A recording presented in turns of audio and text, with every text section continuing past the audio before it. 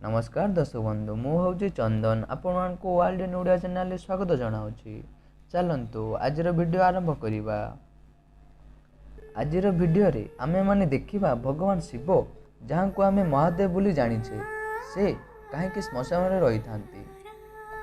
आम मान मनरे गोटे प्रश्न अच्छी से हूँ कि भगवान शिव श्मशान में कौन पाई रही था, कौन पाई एपरी भयंकर रूप धारण कर रही था, से सबुबले नंदीर सबरी कौन पाई करिथांती। एमिति भी किछि प्रश्न आसीथिला माता पार्वती मनरे। आउ से मौका देखि शिव को प्रश्न पचारिथिले। पार्वती सब प्रश्नर उत्तर देइथिले भगवान शिव। से उत्तर रे कहिथिले श्मशान सबुठार पवित्र स्थान अटे। एठारे लोक मानकर जीवा आसिबा बहुत कम होइथाए। श्मशान रे सबु सबसह पवित्र माळ गुड़ी हुई लगी रही थाए।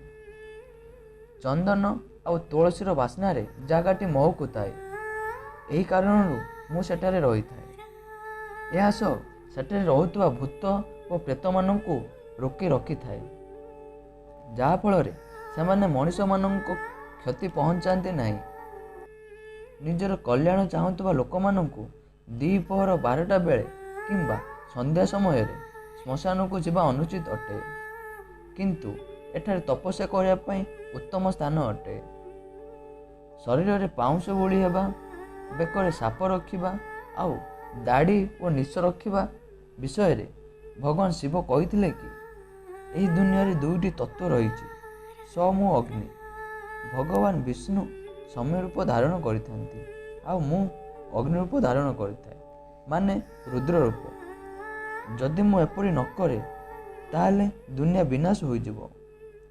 पृथ्वी को मु राक्षस मानक रक्षा करथिली, सेथिलागि से प्रसन्न होई मते तांको पुत्र बलद को उपहार स्वरूप देइथिले। निज भक्त उपरे प्रसन्न हेले मु तांको मुक्ति कौन अमृत मध्य देइथाए। एही कथा सुनी पार्वती निज स्वामी प्रशंसा करने को लगिले।